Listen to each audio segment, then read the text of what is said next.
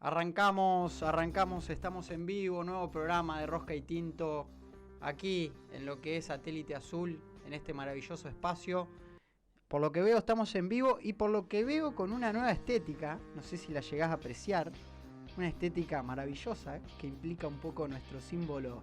Hay un corazón peronista, nuestro símbolo. Está bueno, la verdad que está lindo. Y un astronauta ahí haciendo referencia a lo que es Satélite Azul, este espacio en la ciudad de Santa Fe, este estudio, podemos decir, de radio, audiovisual también, un poco de televisión, un poco de todo, que nos presta y nos acobija aquí en sus instalaciones. Le mandamos un saludo a Rama, Ramiro y a Gonza, que están ayudando, dando una mano, operando, para que esto sea posible.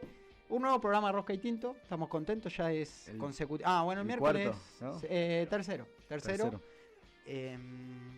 Tenemos un poco de todo. Miércoles pasado tuvimos que hacer una pequeña pausa. Una pausa un futbolera. Evento importante en la ciudad de Santa Fe, Contale, con tristeza para los locales, pero... claro que Colón quedó afuera ese día. Participación en Copa Libertadores del Club Atlético Colón. Yo creo que nuestro público es futbolero y no está molesto porque haya una ausencia justificada. Claro, una ausencia justificada. Sí, hay que entender también que, un club como Colón, que participó 3 veces de la Copa Libertadores, llegar a instancia de octavo de final, un partido de local, era muy difícil perdérselo. Yo la verdad que no soy socio del club, no voy todos los domingos, pero me gusta ir de vez en cuando a la Copa, que yo tuve la oportunidad de ir al partido de Vélez también, que ganamos el lunes, y aprovechar un poquito también las alegrías que nos puede dar el fútbol. Sí, es lindo. Es lindo siempre el fútbol. Además que reivindicamos las pasiones populares, el fútbol.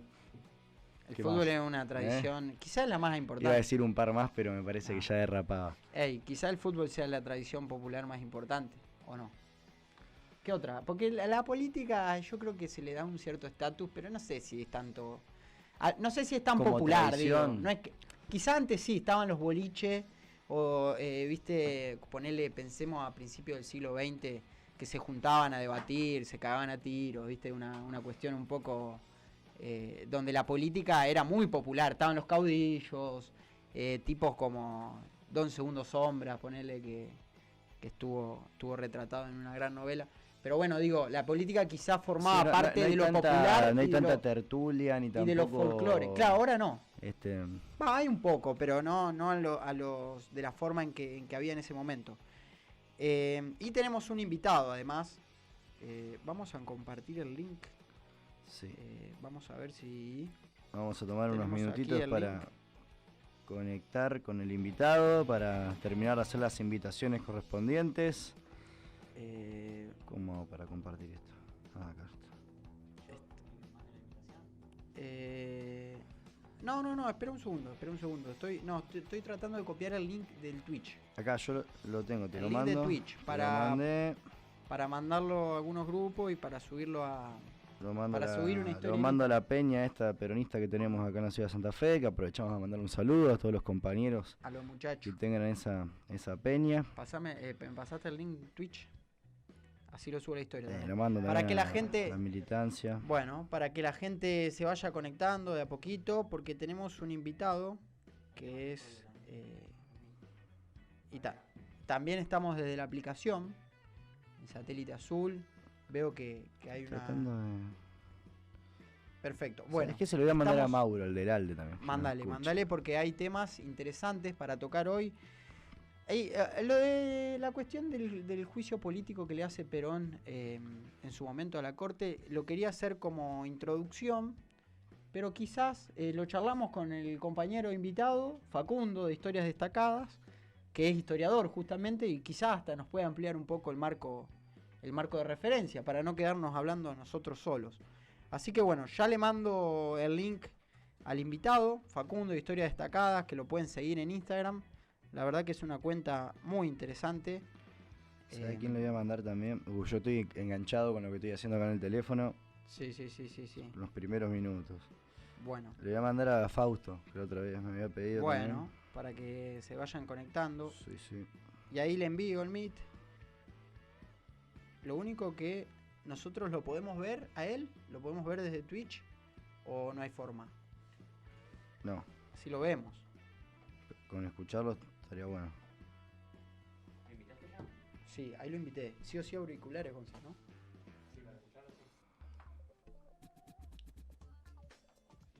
A ver si conectamos con nuestro querido invitado. Querido, en realidad todavía no lo conocemos. Pero lo queremos igual, porque el peronismo, ante todo, ama. Es amor. El peronismo... Salvo el enemigo que ni justicia. Ahí está, ya está en vivo, me parece, ¿no? Por lo que veo. Se escucha. ¿Cómo anda, gente? ¿Todo Hola, bien? Facu. ¿Qué tal, compañero? ¿Cómo estás, Facu? ¿Cómo andás? Bienvenido, acá Roca y Bien. Tinto. Bienvenido, Bueno, bienvenido. Gracias por la invitación y está muy lindo ahí el estudio, ¿eh? ¿Sí? ¿Te gusta? Bueno, Sí, más precario. sí, un proyecto acá entre amigos que estamos lanzando de a poquito. Che, Facu, bueno, arrancar, primero presentarte un poco, si querés contarle a la audiencia en este momento quién sos, qué haces, a qué te dedicás.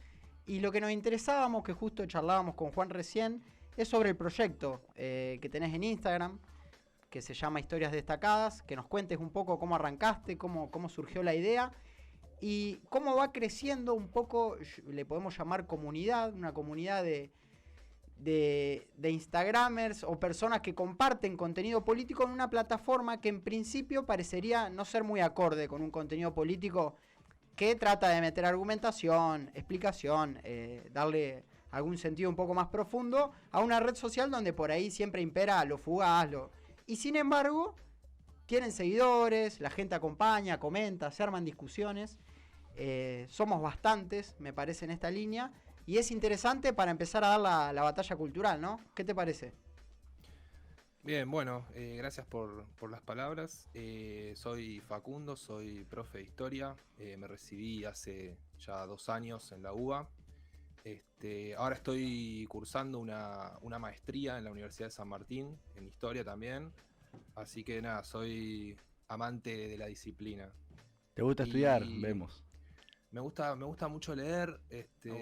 Y bueno, ahora que los escuché, lo estoy escuchando desde el principio, hicieron una apertura ahí de Colón. Yo quería mostrarles esto, que es mi primer osito de peluche. Soy santafesino. ¿Ah, sí? Así que... Sí, hincha de Colón también. Mirá. Mirá, pero no teníamos bueno, ese dato. Nos acabamos de enterar de eso.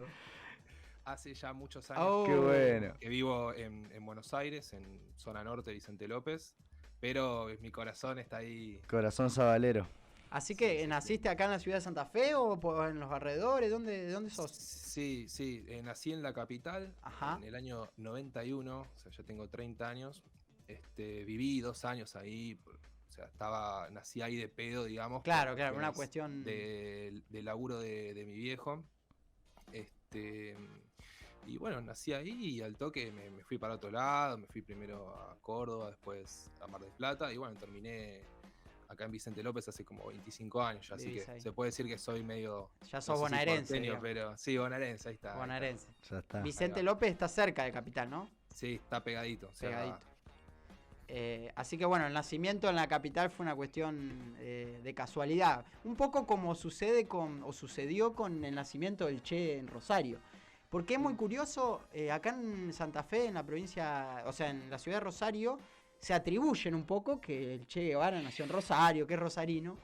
Pero él nació también por una cuestión ocasional, que estaban volviendo, si no me equivoco. Y lo tienen ahí, pero bueno, y también lo atribuyen que es hincha de Central, todo un mito que se creó al Que menos no en la era tan ciudad. así. Pero no es tan así, me parece. yo estuve en la casa en Altagracia, en Córdoba. En Altagracia, claro, él vivió mucho Porque, tiempo ahí. Claro, al toque se dan cuenta que el pibe tiene problemas de respiración, le diagnostican asma, un asma tremendo, ¿viste? Porque acá hay asmas y asmas. Claro. Bueno, y más en esa época, y bueno, ustedes saben cómo es el clima de Santa Fe, súper húmedo, la verdad que para los pulmones Sí. no es lo Sí, mejor. es Por eso terrible. hace falta gracia que ahí era como un clima más seco, y bueno, el chabón. Claro, se en quedó realidad ahí. él estaba en Buenos Aires antes de irse a Altagracia. Claro, sí, no sé bien cómo es el trayecto, pero es así. Claro, siempre sí, está de sí. acá para allá el Anda de chabón. acá para allá, es como que no se radica mucho tiempo. Va a Altagracia y después creo que vuelve a estudiar a Buenos Aires, estudia medicina. Se recibe y bueno, y después arranca para hacer los viajes que hace por Latinoamérica. La verdad que nunca escribimos nosotros sobre el Che. ¿Cómo te llevas con la figura Yo del Che? desconozco bastante del Che, Bien, tengo que bien, les voy a admitirlo. mostrar un libro. A ver, deme un segundito. Sí, tranquilo, que acá estamos con tiempo, estamos distendidos. Esta es la mejor biografía que se escribió del Che te diría que en toda la historia. Es la de John Lee Anderson, no sé si la ubican. Inglés. Miren lo que es esto. El chabón es yankee. Ah, Yankee. John Lee Anderson. Sí, es un fenómeno el chabón. ¿Sí? Gracias a esa. Sí, es un año de. Una Biblia de eso. los. Sí, es un libro más o menos del 90 y. No sé si 98, fines de los 90. Y gracias a la investigación que hizo John Lee Anderson, dieron con el cadáver del Che en Bolivia. Porque fue preguntando, ¿viste? Y se hizo amigo de los bolivianos y No. le tiraron el dato. Ah, y no me apareció. digas. Ah, que lo averigua él. Claro, sí, por eso tiene el doble mérito de ser la mejor biografía, aparte de tener esas fuentes. Claro, qué locura. Es una pieza histórica. Ya que nos metemos un poco en el tema del trabajo. Bueno, te quería decir, les quería contar que leí del Che una biografía, en realidad dos, una de Galasso y otra de Hugo Gambini, que lo debes conocer, pero es muy, muy gorila el vago. Contaba un poco, o sea, critica a Perón todo el tiempo desde la izquierda. Por ahí no me agradó tanto. De todas formas, el libro sobre el Che está bueno, es interesante. Y sobre la investigación histórica, qué trabajo, ¿no? Leyendo la otra vez la biografía de Galasso, que de hecho saqué una foto y la subí a Rosca, me llama la atención la cantidad de bibliografía que tienen ciertos autores y cuánto tiempo se pasan leyendo, investigando, recorriendo. Digo, qué verdadera pasión. Es realmente un oficio, digamos, el de investigador. Sí, olvídate. Tenés que, o sea, para mí lo fundamental es la curiosidad, es tipo meterte bien con el tema, encariñarte con el tema y querer saber más y así vas indagando. Y después tenés que ir contrastando las fuentes, porque si te quedas con una sola, es como el periodismo un poco también, ¿no? Si te quedas con una sola campana, vas a tener una visión sesgada. Vos tenés que entrecruzar y vas viendo ahí, y pensando en otras fuentes, tipo, qué sé yo. Depende el tema, ¿no? Pero en algunos casos es mejor usar fuentes judiciales, en otros tipo, porque en general la historia casi siempre se escribió alrededor de los grandes personajes, entonces los pequeños personajes, pequeños en realidad, los demás, la gente del común, digamos, es mucho más difícil rastrearla en el pasado, por eso muchas veces se acude no sé, a juicios, o no sé, cosas de que, viste, claro. Y los policías tenían eso de que te detenían y te describían y decían por qué estás ahí, y más o menos con eso te vas metiendo en el contexto en donde vivió el chabón y vas entendiendo más los flashes de esa época, ¿no? Claro. Sí, hay una diferencia muy grande entre contar la historia, como decías vos, enfocada en los grandes sucesos o en los grandes personajes, y contarla del contexto, ¿no es cierto? El análisis social, económico, cultural, político del momento, te permite interpretarla mucho mejor. Porque de hecho, digamos, la historia uno la va viviendo, va transcurriéndola, y en definitiva las decisiones o acciones de cada uno de esos personajes que hoy pueden ser grandes, que hoy en la política argentina podemos nombrar a Cristina, hoy a nuestro presidente Alberto, que yo el mismo Macri como líder de la oposición, o un Larreta, se explica, ¿no es cierto?, en un trasfondo que va mucho más allá del año en cuestión, o si tomaron, qué sé yo, si pusieron o no retenciones, es un poquito más profundo que ese análisis. Así que bueno, el trabajo de investigación es bastante jodido si lo querés hacer para atrás, porque cómo te das una idea del contexto, digamos. Además, tremendo laburo. ¿Has tenido vos, Facu, experiencia investigando? Bueno, sí, de hecho tengo una muy reciente que yo creo que les conté un poquito. Este viernes voy a presentar una muestra, una sala en el Museo de Sarmiento, que queda en Belgrano, Buenos Aires, en Cabildo y Juramento. Y nada, eso obviamente somos un grupo de 4 personas que nos convocó la líder del proyecto, que es una investigadora del CONICET. Entonces es un proyecto del CONICET, financiado por el CONICET y por el Ministerio de Cultura de la Nación, que se llama Proyecto Museos, y que lo que hace básicamente es agarrar los museos nacionales y decir, bueno, vamos a dejar una sala para nuevos talentos, ponele. O sea, como que abren los museos para... Y bueno, concursamos ahí, o sea, era un concurso, ¿no? Y nada, la profesora esta que había sido profe mía de la facultad me dijo, ¿qué onda? ¿Querés sumarte? ¿Qué sé yo? Le dije que sí, pero así como, viste, sin nada que perder. Claro, sin pensarlo demasiado.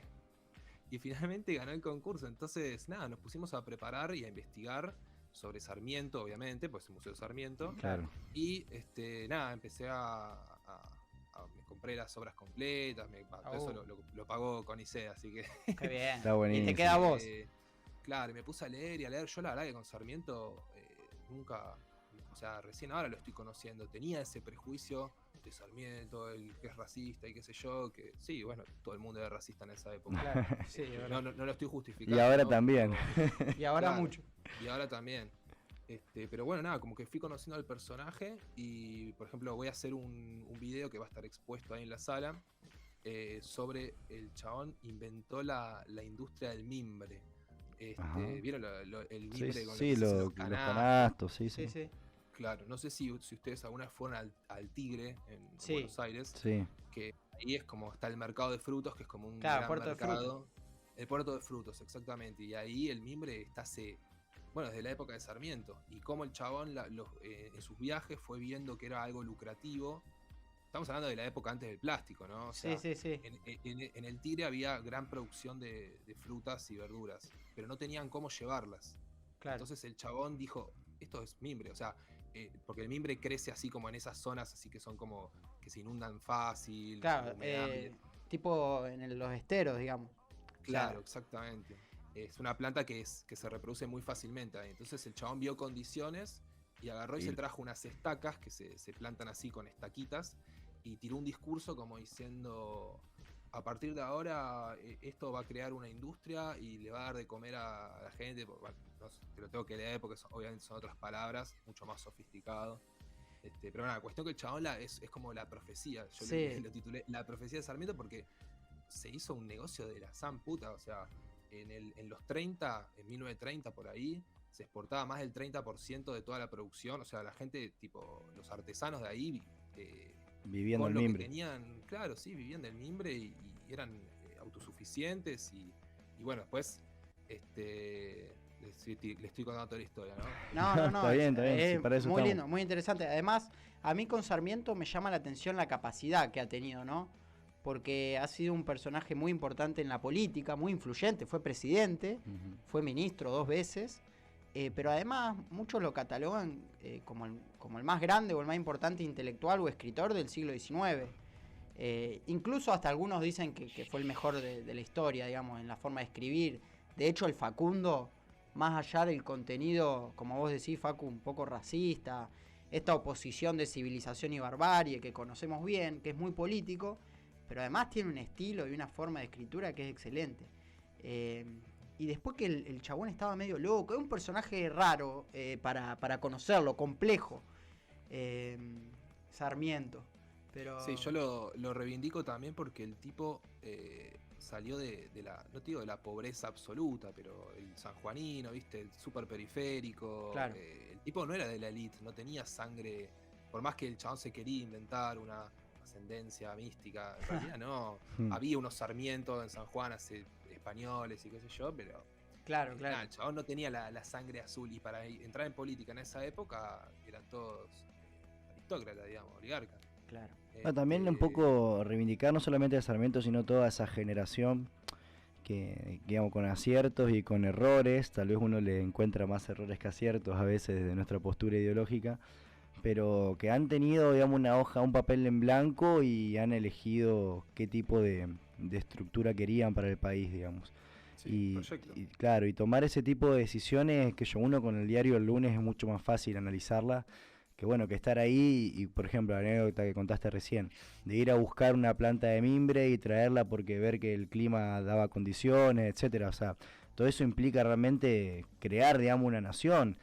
Pensar en un país que tenía, qué sé yo, 3, 4 millones de habitantes para mediados del siglo XIX y bueno, que pasa a estar mucho más que el doble en pocas décadas. O sea, realmente una época de muchísimos cambios fogoneados por estos tipos. Entonces, digamos, si uno los traspola y lo trae a hoy, ¿cuántos dirigentes nuestros realmente tienen esa capacidad inventiva o esa capacidad de decir, bueno, la realidad es esta, pero yo quiero esta otra, entonces la transformo? Sí, sin duda. No hay. No, sí.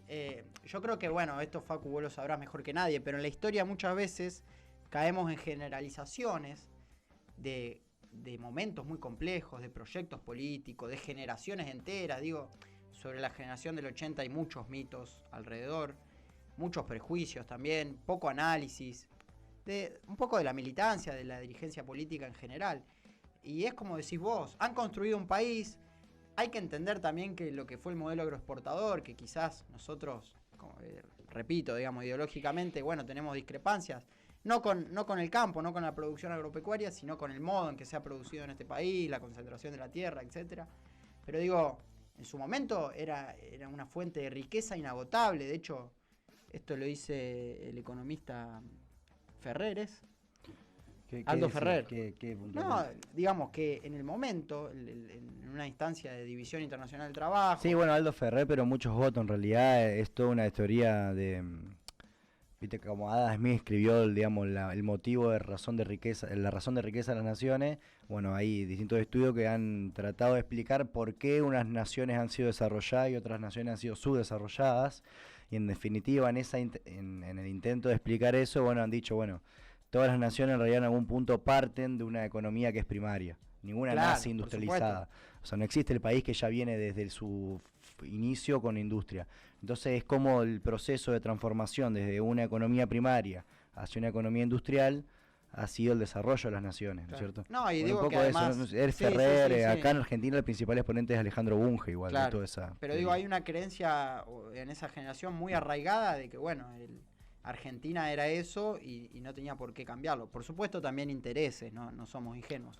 Pero bueno, fuimos divagando un poco, que es lo lindo de aquí del programa. Pues hablamos de muchos temas, nos gusta, generalmente tenemos invitados que le gusta la política, que atraviesan por la militancia, por la historia, por la academia también. Y bueno, surgen distintos temas, pero hoy queremos recordar a un gran caudillo, ¿no, Facu? Estuviste escribiendo algo sobre Hipólito Yrigoyen, ¿es así? Sí, bueno, ayer se cumplieron, creo que eran 170 años de su nacimiento, o sea, fue el cumpleañito de Hipólito. Y bueno, yo estaba leyendo justo para la maestría que les contaba, estuve leyendo algunos textos que me gustaron bastante. Y nada, yo siempre me pregunté, en realidad, no es que siempre me pregunté, pero leyendo me preguntaba como un tipo como Yrigoyen era un chabón que se levantaba temprano, se iba a dormir temprano, se ponía casi siempre la misma ropa, no iba al teatro, no iba al cine, no daba entrevistas, no daba discursos, pero sin embargo la gente lo amaba.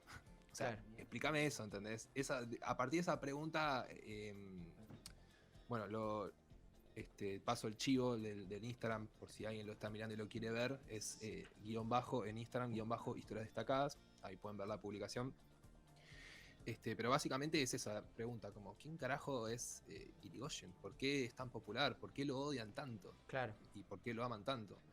Y bueno, estos autores intentan explicar algunos comportamientos que tenía. El chabón era bastante, hoy le diríamos, demagógico, ¿no? Por ejemplo, decía como lo que hace Milei de donar el sueldo de diputado. Bueno, el chabón dijo, si yo llego a ser presidente, voy a donar mi salario a la sociedad de beneficencia, que es aquella que destruyó Evita unos años después. Que era siempre, presidida por la primera dama. Obviamente, Yrigoyen también tenía su lado, su pasado aristocrático. Claro, por supuesto. Sí. Y bueno, nada, el chabón era un ente, era un freak.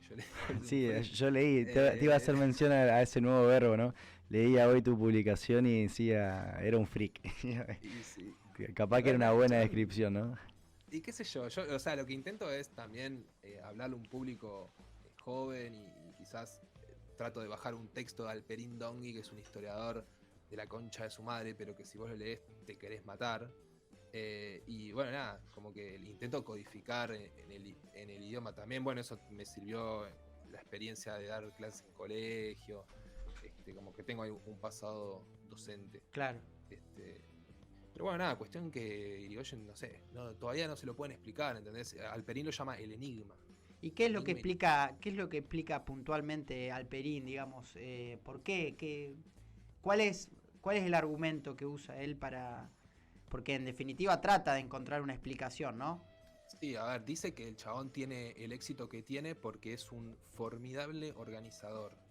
No sé si se acuerdan, no se van a acordar, pero habrán leído lo de la Revolución del Parque, en 1890, que es la revolución que estalla en 95 cabezas de partido al mismo tiempo, en simultáneo, en 1890. O sea, no es que te mando un WhatsApp y digo, mañana a las 3 rompemos todo, mandalo a todos tus conocidos. No. O sea, era distancias enormes. Había que tenerlo súper preparado.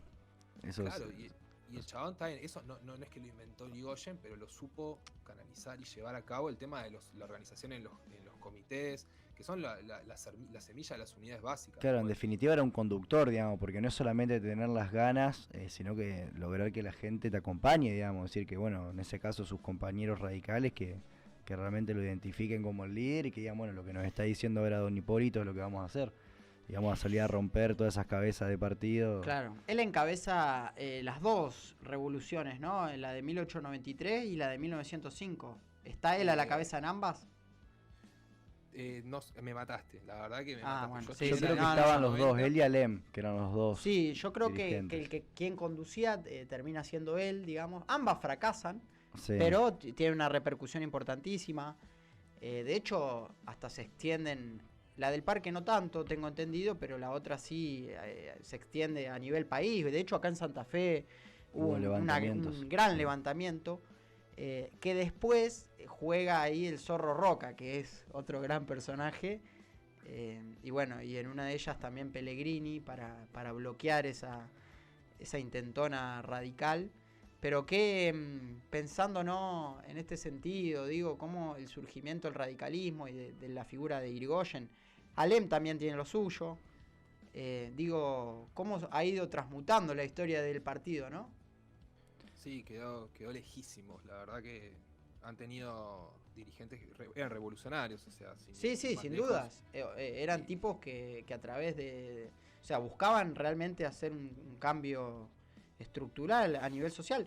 Que creo que Irigoyen luego cuando llega a la presidencia, viste que una cosa es lo que se busca y después lo que se puede lograr. No sé si termina obteniendo, o bien que el paso de los años anula un poco o bloquea esa quizá actitud revolucionaria, pero sí hay que entender que, bueno, tuvo un gobierno ejemplar al menos sí, algunas cuestiones como la represión. Ha sido muy represor, ¿no? Bueno, ¿Por qué también será? la época, digamos, o sea, La época- uno hoy dice, bueno, está bien, la Patagonia Rebelde, hay películas sobre el caso, Sí, pero en la época había un problema y te mandaban a los Sí, tiros, sí, digamos, sí. A mí- imaginemos la misma ley de residencia, por ejemplo, que Claro. estaba vigente hace muy poquito, directamente te iban a buscar y Sí. si vos eras anarquista te subían a un barco Sí, sí. y te ibas o te mataban nomás en un calabozo, no había muchas... No tenía No mucha había que pulga, rendir digamos. muchas cuentas frente a los derechos humanos en ese momento. No, sin duda. Además, no se olviden que, por ejemplo, los hechos de la Semana Trágica fueron en el 1919 y en 1917 fue la revolución en Rusia.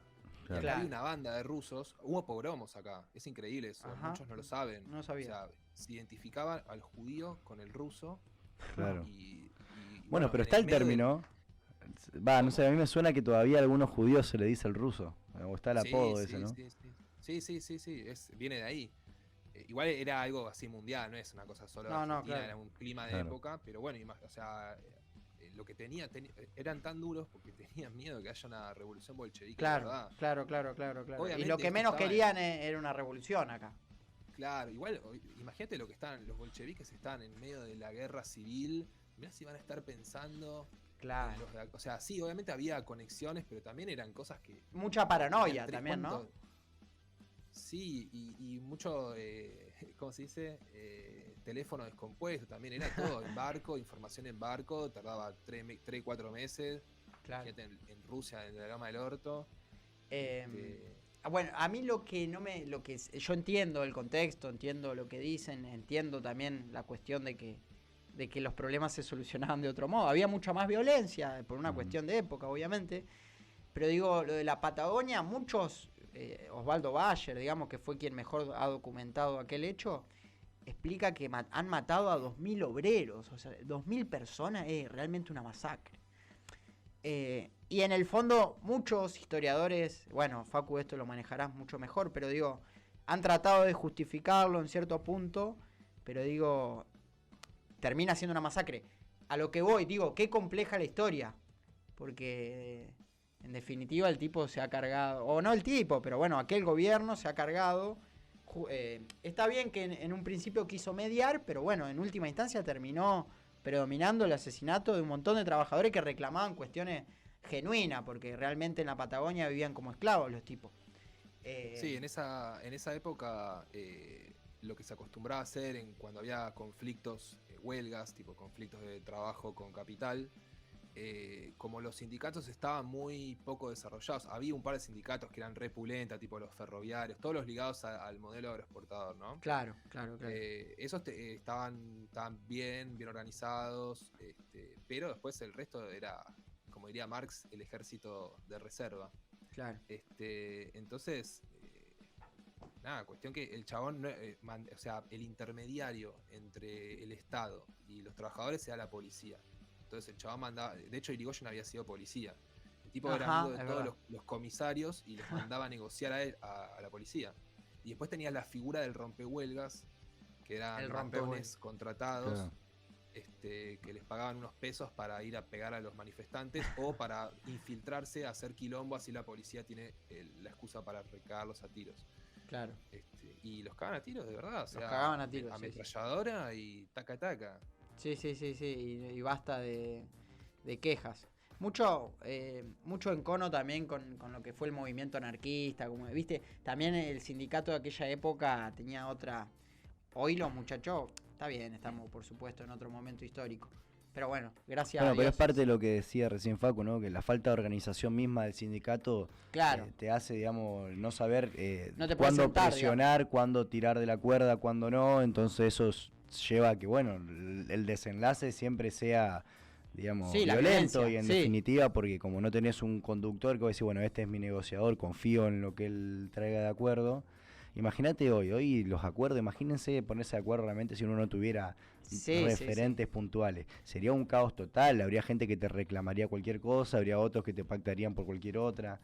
De hecho, yo creo que es Perón, digamos, en definitiva, quien logra la organización de esta manera del movimiento obrero. Masiva, o sea, la organización masiva de todas las personalidades gremiales, unificadas, encima detrás de la conducción de política del país también, digamos, porque si no es siempre como un rol constante de oposición al del sindicato, que también va desgastando. Sí, una aclaración, escuchándolos, es que, o sea, nosotros también tendemos a pensar en, tipo, fue Perón el que... Y en realidad son cosas que surgen de las bases, de la experiencia, de las cagadas a palos, a tiros, de los muertos que tuvieron. Ellos van aprendiendo cómo se tienen que organizar para sobrevivir y se van armando, por ejemplo, la CGT es anterior a Perón. Claro. Sí, es verdad. No, incluso yo creo que Perón mismo surge de un contexto, digamos, es lo que hablábamos hoy hace un rato, ¿no? Es que, o sea, pero si no es centrarse de vuelta, digamos, en el personaje y pensar que bueno, que pudo ser Perón sin las masas que él representó y tampoco es así. No, obviamente. Igual claramente hay un paradigma nuevo después del peronismo con el tema de los sindicatos. O sea, en cuestiones numéricas de la cantidad de sindicatos que se quedaban, la cantidad de afiliados, bueno, y todas los derechos, ¿no? Las obras sociales, las colonias de vacaciones. Sin duda. Esa etapa. Vos sabés que estaba releyendo el otro día en la biografía esta que les cuento de Perón, que bueno, para mí es como vos mostrabas la del Che recién, pongo al mismo nivel la biografía de Galazo, no sé si pudiste leerla, Facu, de Perón, que bueno, un libraco, tiene 2 tomos, son 1300 páginas de una letra muy chiquita, muy documentada. Cargada de datos. Yo realmente es lo mejor que he leído de... Algún día tenemos que traer los libros así y los mostramos, porque a veces hablamos de libros y por ahí perdemos un poco. Pero digo, y ahí él cuenta, bueno, de un poco de este viaje que hace Perón a Italia, y Galazo se sorprende de la capacidad de Perón de ir, de presenciar los actos de Mussolini en su momento, de entender que el pueblo estaba siendo protagonista, pero no canalizar eso hacia el país de una forma reaccionaria ni conservadora, como lo era en Italia o en Alemania, digamos. Hace como una síntesis muy compleja, pero muy simple a la vez, de que las masas y el pueblo iba a ser el protagonista, iba a ser el que lo iba a elevar a él al poder, pero a la vez no, digamos, no con un proyecto conservador o reaccionario, sino justamente gobernando para ese pueblo. Y ahí, bueno, él hace notar no solo un surgimiento y un contexto de época desde abajo, sino también la capacidad de un conductor para poder agarrar un montón de elementos, que yo creo que eso es lo que hace bueno un conductor, o capaz de agarrar un montón de elementos que andan por la realidad, juntarlos, organizar y canalizarlos de una manera adecuada y gobernar, que es lo más difícil, me pequeño imagino. detalle. Pero es muy interesante este viaje que hace Perón a Italia, donde muchos después lo terminan acusando de fascista, digamos. Bueno, que en definitiva, a ver, porque el fascismo suena mala palabra, ¿no? Pero es innegable que hubo alguna inspiración o que recogió por lo menos algunos elementos del fascismo sin y duda. los importó a la Argentina, digamos, ¿no? Los actos multitudinarios. No sé vos, Facu, cómo lo ves en este sentido. Y esa es una discusión más vieja que Carapela, ¿no? Sí, Creo que sí. en los 60s Gino Germani fue el que... Claro. Creo que fue el primer sociólogo ítalo-argentino, creo que era. Y nada, el chabón empezó, o sea, no entendía, nunca entendió el peronismo, es un tipo que nunca entendió el peronismo, y había planteado esa hipótesis, y bueno, de ahí en más, lo dice Gino Germani, ¿viste? Y sí, es un... Pero no, o sea, obviamente tiene elementos, más que nada estéticos, pienso yo. Claro. Por ejemplo, no sé, todo lo que es la propaganda, Claro. La iconografía, pero también es algo muy de la época. Si vos ves los pósters soviéticos, tienen el obrero con el, ¿cómo se llama? El overol, el casquito, Sí. macho, viril, es como algo cultural de la época también. Y bueno, después, por ejemplo, el ejército argentino, no por decisión de Perón, sino de mucho antes, tenía la matriz prusiana, alemana. Sí, O sea, sin duda. si vos ves los cascos o los uniformes de los soldados argentinos en el 45, vas a ver un soldado nazi. Claro. Entonces también está esa fantasía de querer asociar. Sí. Después, bueno, después de la Segunda Guerra Mundial cambió la matriz y se hizo yankee, y hoy en día sigue siendo yankee. Digo, la matriz en el sentido de las armas, o sea, las formaciones, la estrategia, el uniforme. Claro. Bueno, de hecho, en el 43, en lo que es el golpe, había algunos generales pro-nazis. Perlinger creo que era uno, que se dividían, digamos, y realmente había personas que estaban a favor antes de que Alemania pierda la guerra, digamos, antes que se sepa toda la cuestión del holocausto. Y también un poco la asociación, Perón cuentan que bueno, ha citado o leía a Clausewitz, que era un teórico de la guerra alemán. Lo asocian también con alguna política de Bismarck en Prusia. Hay algunas asociaciones, pero también muy intencionales, digamos, generales. Diga, Sí, loco, sí. este chabón es nazi. Tiene un apellido alemán. No, incluso mismo, o sea, el nazismo y la guerra es algo injustificable, no pretendo hacerlo, pero me parece que el movimiento político, a ver, Hitler asume una representación política que responde también a un contexto, es parte de lo que hablábamos recién.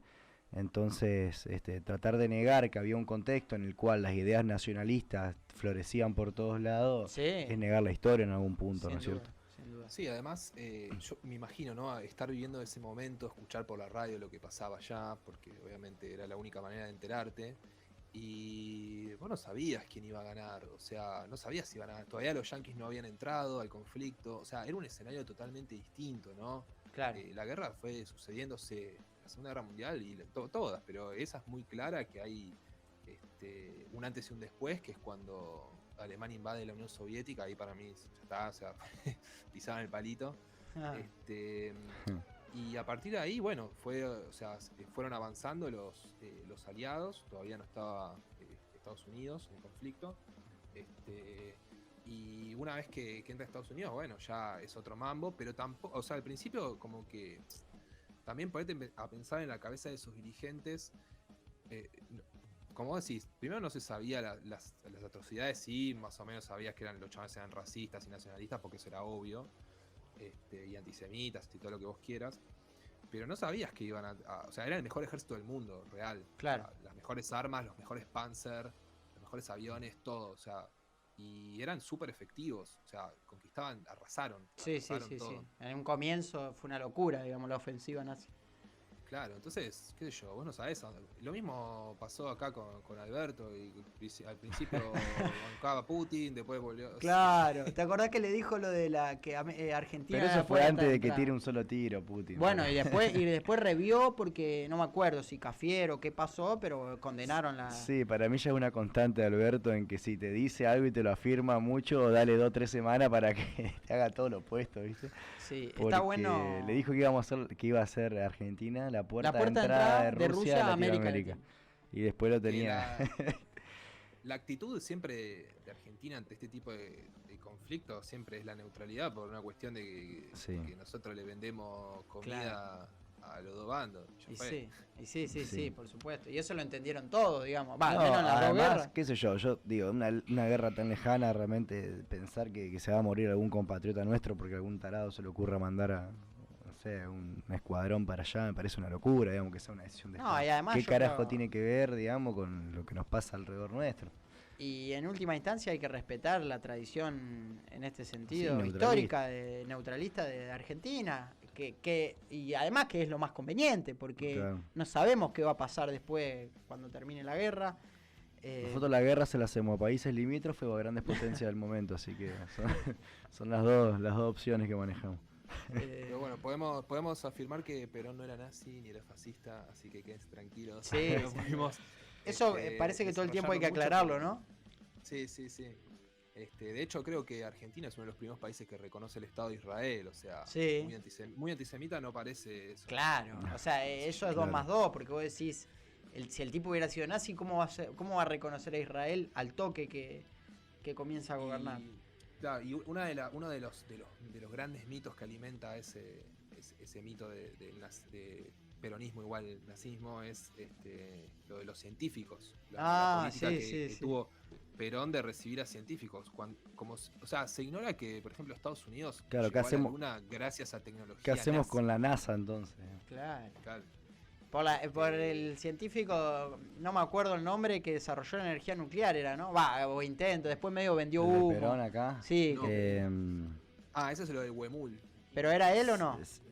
No, yo te digo, el de Estados Unidos, el Balcero fue el que vino fue porque habían desarrollado los nazis al final del conflicto, habían desarrollado los primeros misiles, en los cohetes B2, creo que eran B corta 2, que eran los primeros misiles del mundo básicamente. Antes no era artillería o bombas desde avión. Claro, era teledirigido, decíamos, con direccionamiento. Claro, sí. Lo inventaron y se lo tiraban desde Francia a los ingleses por el Canal de la Mancha. Y llegaban y hacían mierda todo. Claro. Bueno, esa tecnología, que es si vos te pones a pensar el cohete, viste que es el palito con el fueguito abajo. Esa tecnología, esa forma de propulsión, que ahora no sé cómo se llama, era tecnología nazi ultra secreta. O sea, sí o sí lo tuvieron que capturar y decirle, mirá, si no colaborás, te vamos a torturar hasta que te mueras, te vamos a llevar a Nuremberg para que te cuelguen. Entregar al Mossad, sí. Que después, ¿cuándo fue el secuestro fue acá el secuestro de Eichmann? ¿En qué año fue eso? 60, ¿no? Sí, 60, sí, fue cerca de acá de mi casa. Creo que en San Fernando, sí. Claro, vivía por ahí. Hay un post ahí en Historias Destacadas que escribió un compañero sobre lo de Eichmann. Vos sabés que yo hace poco leí algo de Hannah Arendt, que ella va, que es muy interesante. Digo que para entender la política, leer filosofía política, teoría política, al menos a mí me resulta interesante. Ella va a cubrir el juicio de Eichmann, que de hecho hace un libro que se llama La banalidad, no sé si se llama La banalidad del mal, la teoría de ella termina siendo La banalidad del mal, pero no sé si el libro no se llama igual o se llama El juicio de Eichmann, se puede buscar, está en PDF. Y ella habla ahí que escuchándolo al tipo, el tipo respondiendo preguntas muy de forma técnica, operativa, cómo hacía, y contando además lo que fue la reunión de los altos jerarcas nazis en el 42, que es cuando deciden la solución final, que hay una peli también de eso, muy interesante, que bueno, ellos ahí terminan definiendo, bueno, ¿y cómo los vamos a matar? ¿Los cagamos a tiro? No, porque gastamos mucha bala. Bueno, ¿y cómo conviene esto? No, entonces era como una reunión de jefe de gabinete para decidir cómo iban a exterminar a una población entera.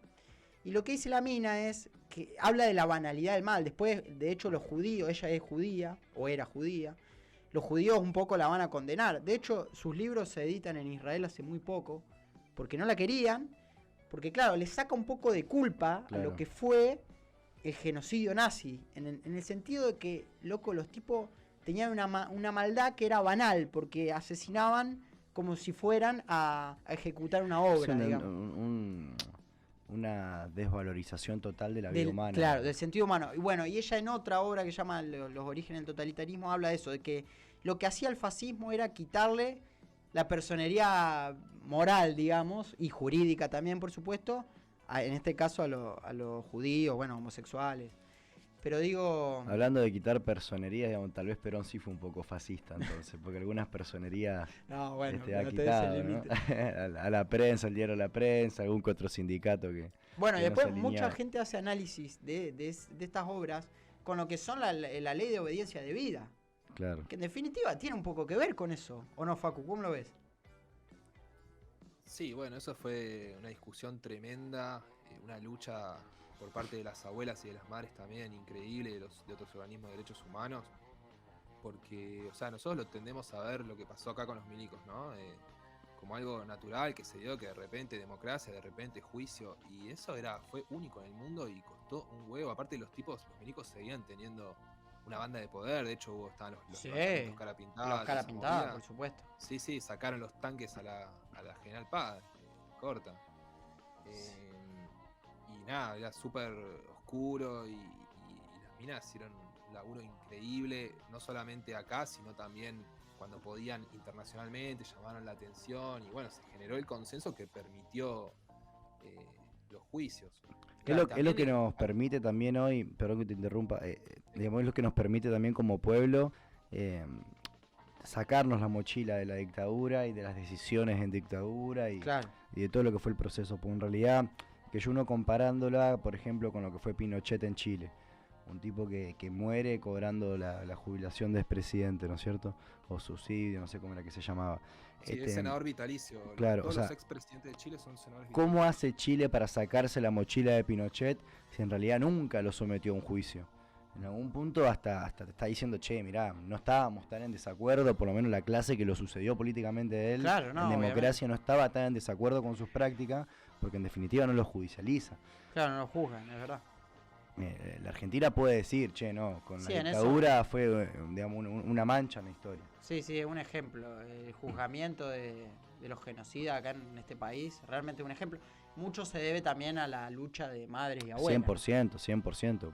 Yo creo que por ahí uno lee, lamentablemente en internet, yo me he cruzado con comentarios ofensivos hacia madres y abuelas de Plaza de Mayo y, o sea, para hacer un comentario de ese tipo, tenés que partir de una ignorancia absoluta. O sea, si hay símbolos de paz y de perseverancia y de lucha por la justicia, el de las madres y Plaza de Mayo. Claro, sin duda. En que jamás fueron y buscaron a ninguno de los asesinos de sus propios hijos, los que desaparecieron a sus nietos, se apropiaron de sus nietos para pagarles con la misma moneda, digamos, todo lo opuesto. Sin duda, sin duda. Sí, yo creo que también las redes tienen ese Sí. permiso, ¿no? Del anonimato y que por ahí en la cara no te lo dicen, ¿entendés? No, Daría no, es vergüenza o Sí. miedo. Sí, yo no sé si... Bueno, pero hay yo un no, video. no puedo responder que no, o sea, creo que le meteré una A trompada. Estela si de alguien me dice en Carlotto, la cara algo. hay un video en donde a Estela de Carlotto la increpan en una escuela. Una escuela privada, me parece que era medio de alta alcurnia, y un tipo la increpa, un alumno, y le dice que ellas estaban currando con los derechos humanos, algo así, ¿viste? Y la mina, muy paciente, le explica, ¿viste? Que Estela de Carlotto es la Y paz. si fue paciente con los genocidas, Claro, no va a sí, ser es la paciente. paz hecha persona. Pero bueno, hicimos un poco un recorrido por un montón de lugares de la Nos fuimos, historia. nos fuimos. Yo pero quería mencionar algo, perdón. Sí, Ya que porque el tema por ahí era girar alrededor de Irigoyen, después nosotros como peronistas que somos lo llevamos siempre para el mismo lado, bien termo. Y lo voy a volver a hacer. Pero ahí en el libro de Galazo que vos mencionabas, cuentan que está la posibilidad de que haya habido un encuentro entre Perón y Irigoyen. sí. Cuando Perón llega a Buenos Aires, que vuelve del sur, que lo mandan a vivir con su abuela, y aparentemente dicen que se lo cruza por la calle y que le regalan, no sé si Unas moras, creo que le unas bajan. moras, sí, lo ayuda. Sí. Van ahí como un encuentro. No sé si leíste algo de eso, Facu, si tenés alguna otra fuente más que la de Galazo, que nos No, permita yo, suponer este encuentro entre ambos líderes. No, yo tengo entendido que la relación, no había relación. Que no había. Nunca de se hecho, cruzaron. Perón, cuando le hacen el golpe a Irigoyen en el 30, Bueno. Perón obviamente milico, participó. Sí, él participa del golpe del 30, sin duda. Sí, creo que dicen que participó como llevando municiones, algo, o sea, no por ahí no mató a nadie, pero... Entre un cuartel y el otro, sí. Andó a la vuelta. Sí. Pero... Y bueno, el que estaba al mando de Descalzo coronel, teniente Sí, coronel Descalzo. que luego lo puso, o sea, eran amigos. Eran amigos, Sí. sí. De hecho, creo que era el padrino de bodas, una Sí, cosa Descalzo así. fue medio el mentor de él. Y con él forman el GO también con Descalzo, ¿no? Claro, No. sí. Y bueno, y después termina siendo creo que vicepresidente de IPF, no sé, le dan así un cargo en el Estado, no tengo idea bien qué. Pero el chabón, Descalzo sí estaba convencido de que había que sacarlo a Irigoyen. Pasa que, o sea, en el medio tenía la crisis del 29, del 30. Claro. Le estalló esa y en un país tan dependiente como era Argentina en esa época, bueno, obviamente lo sigue siendo, pero en esa época de ese modelo era ultra dependiente. Claro. Se cortó el chorro y se pudrió todo. Se pudrió. Sí. Y Sí. nada, o sea, Perón estuvo en contra de Irigoyen y después, si bien en algunos aspectos lo reivindicó, más que nada con el trato hacia los obreros, y yo también le remarcaba todo el tiempo los hechos de la Semana Trágica, de la Patagonia Rebelde no tanto, pero de la Semana Trágica sí, porque fue en el medio de la capital federal, no fue allá abajo. ¿Me explico? O sea, Sí, estaban todas las cámaras apuntando a Capital Federal y en el medio patrulla matándose a tiro en las calles, digamos. Sí. Claro, y bueno, nada, obviamente usando los hechos de la Semana Trágica se distanció, pero también hay que verlo bajo un prisma político, que era contra los radicales, el máximo referente de los radicales. Obviamente que si el chabón era peronista le iba a atacar para él, o sea, somos mejores, ¿entendés? Sí, sin duda. Pero bueno, quería acercarnos un poco a la etapa histórica o venirnos para este lado y charlar sobre qué te parece a vos. Lo estaba pensando recién un poco para que lo debatamos, saquemos un poco el tema en la mesa. ¿Dónde posicionaría? Bueno, nombramos a Perón, nombramos a Irigoyen. Creo que podemos decir que son de la... Si armamos dos líneas muy simples y quizás erró, porque no habría que hacerlo, pero digo, entre lo nacional popular y lo antipatria o lo oligárquico, lo neoliberal, como queramos decirle, ¿dónde posicionás vos, Facu, hoy al gobierno de Alberto? ¿O cómo lo ves? ¿Qué análisis haces? Teniendo en cuenta la disputa histórica, digamos. Y yo creo que tuvo y tiene buenas intenciones, pero no tiene coraje para hacerlo y tiene la bota del FMI en el cuello, que eso no te permite tomar un montón de decisiones que podría llegar a tomar y que está totalmente condicionado políticamente por el FMI, que es algo que le cayó de arriba y bueno, y la pandemia. También, sí, o sea, yo estoy mirando mucho lo que pasa en el mundo, porque para mí es un error garrafal analizar la política nacional como si fuese Argentina el centro del mundo, porque ni en pedo, es así. No, sin duda. Entonces, vos estás viendo que hay inflación en Estados Unidos, en Alemania. ¿Por qué no habría inflación en Argentina? O sea, ¿por qué? Si siempre tuvimos inflación, hace 40 años que tenemos inflación crónica. Claro. ¿Por qué no habría si le está pasando en todo el mundo? Pero nada, como que también veo algo positivo en el sentido de que es un contexto internacional que Argentina, si la hace bien, la puede hacer muy bien. O sea, si hace el gasoducto, si hace todas esas cosas, la puede hacer muy bien. Si nacionaliza el comercio exterior, mejor. Pero digo, si explotan el litio como lo tienen que explotar, va a haber mucha guita, que es el problema estructural de Argentina, la falta de divisa de dólares, básicamente. Entonces como que tengo ahí algo de ¿alguna expectativa? Alguna expectativa, sí. Nada, el contexto, ¿no? Pero nada, yo lo voté y obviamente hoy no me pongo me ponía el pin de Alberto, ¿entendés? Claro. Y ahora no me lo pongo. Pero bueno, es eso.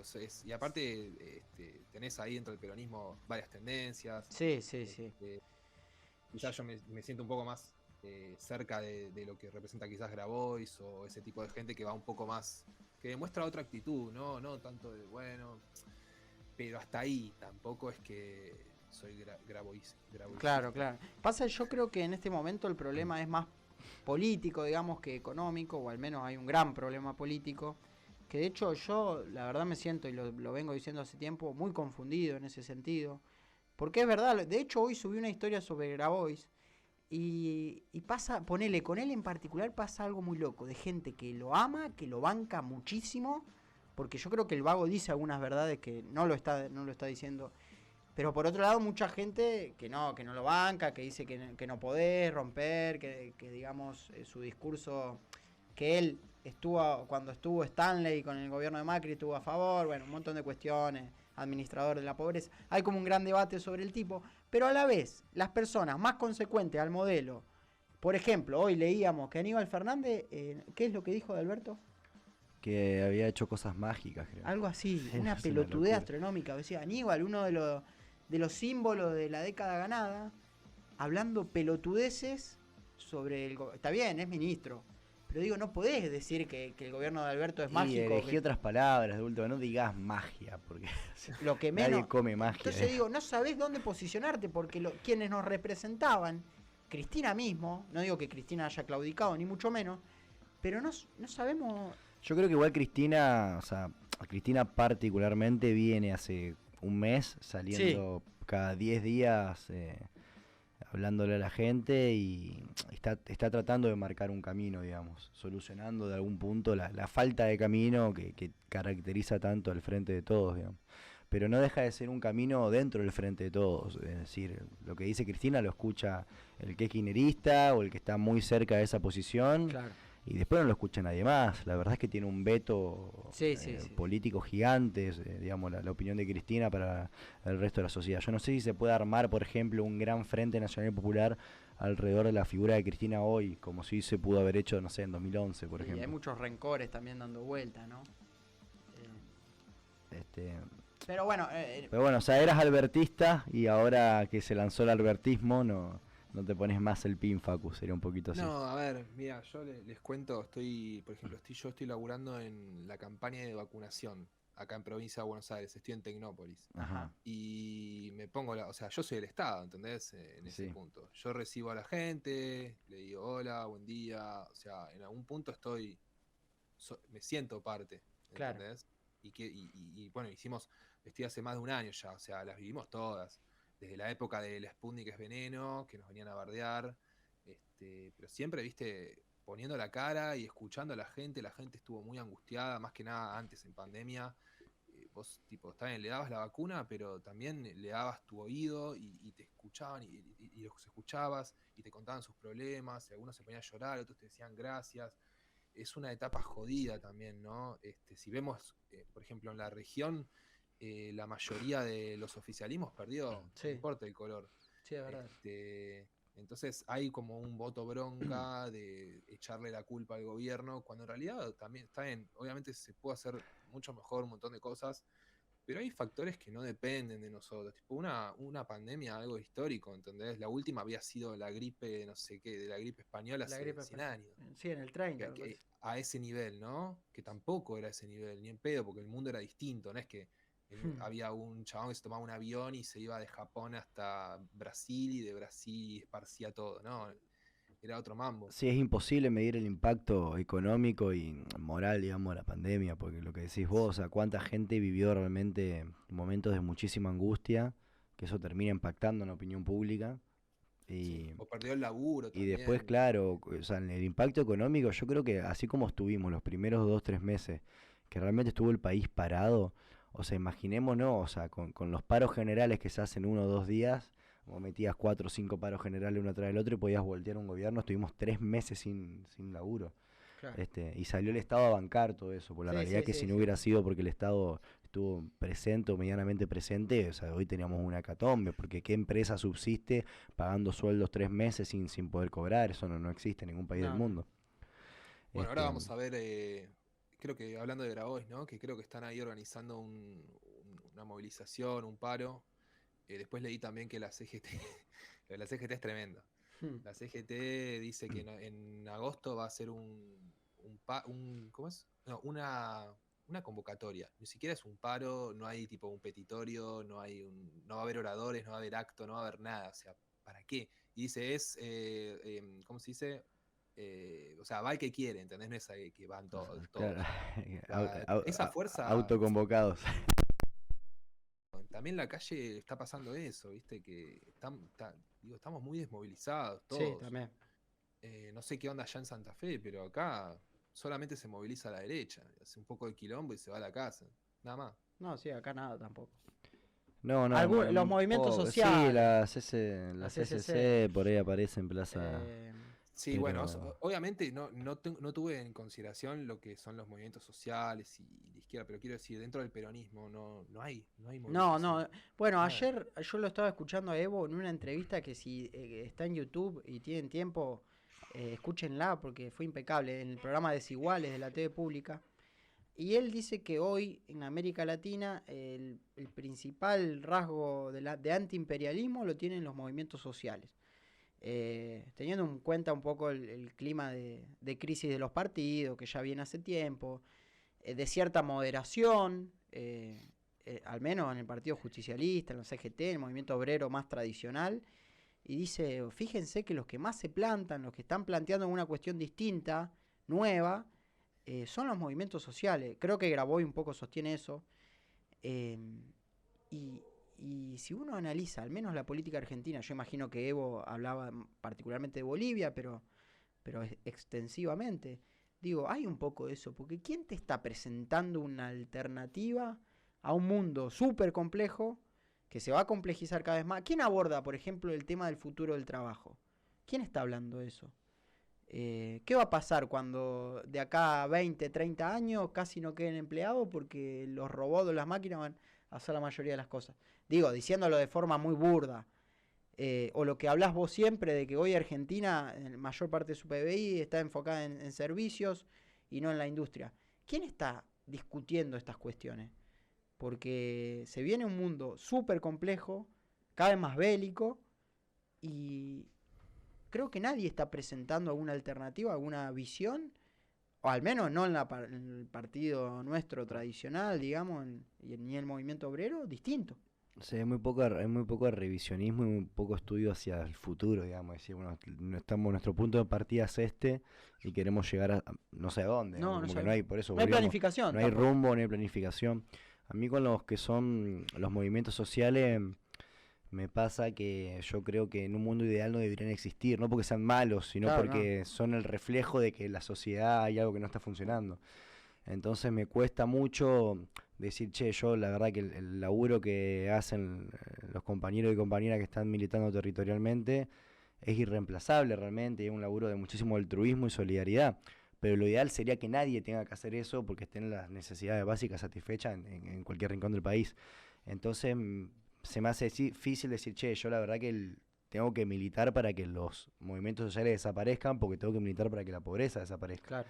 Y en algún punto yo no sé si el que realmente tiene una estructura de militancia que es 100% territorial, si entiende que la salida es, o si entiende que el camino es militar para desaparecerse, digamos, ¿me entendés lo que digo? Porque, claro, ¿cómo haces? Pues en realidad lo que estás haciendo, o sea, estás acercando la política al barrio de algún lado. Estás utilizando en muchísimos casos fondos públicos incluso para solucionar los problemas. ¿Cómo haces para despegar eso? ¿No es cierto? Sí, además también muy arraigado. ¿Cómo haces cortar? Y sin hablar de corrupción, ni mucho menos, simplemente decir, che, por ahí hay gente, o lo mismo pasa con los cooperativistas, digamos. Se creen por ahí que la cooperativa es la figura ideal. No, la cooperativa es una figura para paliar un momento de crisis. Claro. Pero no, para mí es imposible que el mundo funcione en sistema de cooperativa. Del mismo forma que pienso que el mundo es imposible que funcione con movimientos sociales únicamente. Se me genera esa contradicción, digamos. Si no ocupás el territorio, dejás ese vacío y te entra, no sé, la iglesia evangélica, te pone un templo, te pone a cantar canciones de misa rockeras, y después terminás terminás siendo, no sé, pero ¿cómo es? Pro vida. Pro vida. Sí, querés que se legalicen las armas, o sea, terminás bolsonarizándose, que Bolsonaro de hecho es un producto de todas esas iglesias. Sí, que en Brasil. Laburo territorial porque el Estado no entraba, no sé, la deep favela no entraba, pero sí entra esta gente que les da contención, que les dice que crean en Dios y van a dejar de ser adictos o lo que sea, y los contienen. Y es algo que el Estado no está haciendo y lo está ocupando la iglesia. Estamos volviendo a la Edad Media en algún punto, ¿no? Sí. Sí. Hay mucha, yo lo que noto es verdad. mucha incertidumbre y también estoy empezando a notar angustia, ¿viste? Hoy hablábamos con Juan antes de que arranque el programa de que todavía no hay un momento, creo que no se está generando un estadio para un estallido social, pero el pueblo está disconforme, está descontento, está frustrado, impotente, ve que el salario no le alcanza, que no llega a fin de mes, y lo peor es que al menos en 2019 quizás estábamos igual, pero que tenías una expectativa de que a partir de la llegada del Frente de Todos podía cambiar. Y la situación no ha cambiado, lamentablemente, teniendo en cuenta todo lo complejo, como hablábamos antes, que es la política. Pero ¿cómo haces explicarle al ciudadano normal que hay un problema de inflación en el mundo? O que hay una guerra que incrementa el precio de la energía. No, incluso de qué le importa al ciudadano normal eso. O sea, lo que necesita es llegar a fin de mes, ver que su salario le rinde. En definitiva, lo otro son excusas, digamos. Sí. Y ante eso, la incerteza y hasta cierto ánimo de derrota para el año que viene. Y para la militancia para mí es destructivo, porque, no sé, nosotros, digamos, los años de macrismo teníamos claro que nuestro objetivo era militar por la vuelta del peronismo y estaba clarísimo, digamos, y si había que amigarse y darse un abrazo con el tipo que menos querías dentro del peronismo, lo hacías, porque el objetivo estaba clarísimo, había que sacar a Macri y la Rosada. Claro. Y después, digamos, logrado eso, es como que hoy el gobierno no llegó a cumplir las expectativas que teníamos y tampoco nos terminó de defraudar que yo un Menem en los 90 que voy a decir, bueno, a los 6 meses rompemos con el tipo, rompe la JP con el Menem, porque no, tampoco te da para salirte del barco entero, digamos. Entonces te queda ahí en un estadio de no te podés ir, tampoco te querés quedar, y es un poco lo que le pasa a la militancia, le pasa a todo el país, es como que, sí, qué lindo Alberto, habla lindo, pero no me resolvió nada, tampoco me cagó, pero no me resolvió nada, entonces... Claro. Pero bueno, ya son las 9:10. Sí. Sí, perdón. Yo, o sea, tengo 30 años y cuando pasó lo del 2001 tenía 10, 9 en realidad. Sí. Y yo, ¿saben? Obviamente era un niño, pero no veía otra cosa totalmente distinta, ¿entendés? Veía a mi vieja que se iba a trocar a la plaza, ¿entendés? Claro. Yo cuando comparamos eso, y así estaban todos mis amigos. Pero sin duda, para mí hoy no hay clima para un estallido social. No hay altos niveles de empleo. O sea, hay variables que te indican que nadie va a salir a quemar un puente. Ahora, aún así, es como lo que decía Pablo, hay como una defraudación, un descontento, no sé, Se siente algo en el aire. Que no es suficiente para salir a cortar un puente, entonces nadie lo va a hacer. Pero... porque tampoco es organización, que es lo que hablamos hoy. No hay movilización. Hay como una frustración donde la gente está enojada, pero no lo expresa políticamente. O al menos no de... Vos sabés que es la mejor definición de este gobierno, digamos, es como una tibieza hasta en el accionar, viste, un hasta gris, lo que se genera tiñó de gris hasta digamos, todo. Pero bueno. Sí, está todo fragmentado, ¿no? La resistencia. Claro, recién nos mandaba un mensaje. Y la dominación está articulada, ese es el paradigma. Claro, ellos van todos por el mismo camino. Recién nos mandaba un mensaje un compañero acá de... ¿El ALDE cómo sería? Sería el PC. El PCR. El PC, la juventud del PCR. El PCR que integraron, no sé si seguirán el Frente de Todos. Están todavía. Y nos decía, bueno, lo importante de reconstruir un frente nacional popular y antiimperialista, digamos. Que es como que no está, digamos, ese frente que en algún momento tal vez lo canalizó Irigoyen, en otro momento lo canalizó Perón, en algún momento lo canalizaron Néstor y Cristina, y sin duda estaba presente en las elecciones del 2019 el Frente de Todos. Hoy ese frente está disperso. Sí, diluido. Pasa que creo que en esa época como que todos más o menos querían lo mismo y luchaban más o menos por lo mismo, ¿no? Algunas reivindicaciones como las jornadas de 8 horas, de vacaciones. Hoy en día yo siento que cada uno pelea por lo suyo. Tenés, no sé, los veganos por un lado, las feministas por el otro.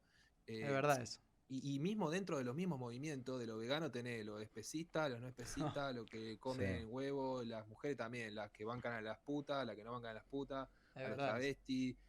O sea, está como todo fragmentado, pero a la vez siento que eso dentro de los movimientos, como que entre los movimientos estas fragmentaciones van dialogando y van superándose, ¿no? Entonces es medio que lo moviliza también a un punto.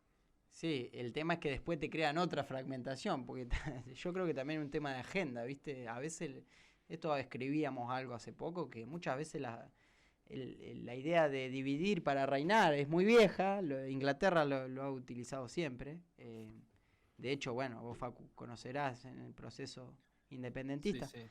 y cómo se fragmentó, de hecho, América Latina, pero bueno, son cuestiones que dan para charlar y hablar un montón de tiempo. Ya llevamos como 1 hora y 10 conversando. La verdad, enriquecedora la conversación, ¿no?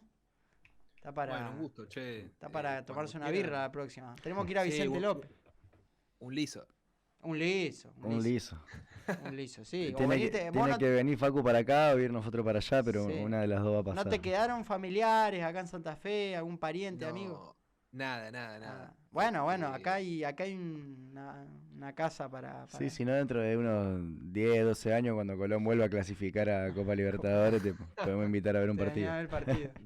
de una. Sí, yo fui al. Bueno, obviamente conozco las canchas de Colón Unión, pero nada, siempre es lindo volver, ¿no? Siempre. No, bueno, de todas formas nosotros nos debemos un viaje a Buenos Aires, porque hay mucha gente con la que tenemos contacto, más que nada por esto de Rosca y Tinto, que hemos generado un cierto vínculo virtual, muy buena onda, y creo que si empezamos a hacer un viajecito, a pasear, conocer a los compañeros, estaría muy bueno. Así que en una de esas, quizá este año o el que viene, si seguimos en contacto, podemos vernos. De una. Así que bueno, Facu, muchísimas gracias. Te voy a estar mandando después si querés el crudo, por si querés editarlo, subir algún recorte a tu Instagram o lo que quieras hacer, si tenés ganas. Nosotros seguramente estemos compartiendo alguna partecita de la charla, porque creo que salieron temas interesantes y por ahí pueden generar algún debate o alguna... Así es. Y si no, bueno, quedan grabados acá en el Twitch Queda en de Twitch, sí, Satélite para- Azul. Lo pueden ver cuando quieran. Y bueno, un gustazo, Facu, la verdad. Esperemos que andes muy bien y vamos a reconstruir ese frente entre todos desde Instagram. Un abrazo, Dale, che. compañeros, gracias por la invitación y que tengan una buena semana. Igualmente, gracias. Abrazo. Saludos. Bueno, Bien.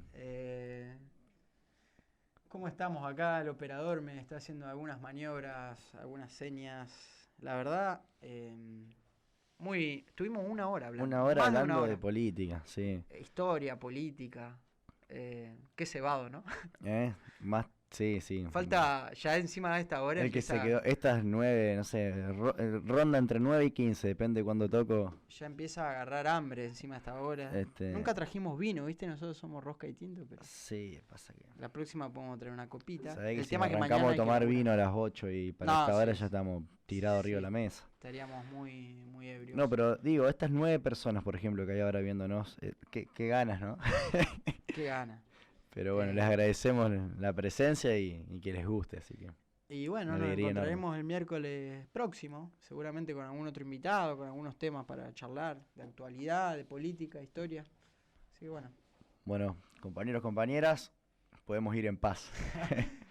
Demos No, gracias no a puedo- Perón. no. Ah, mirá qué bueno. Nos vemos, gracias. Hasta luego.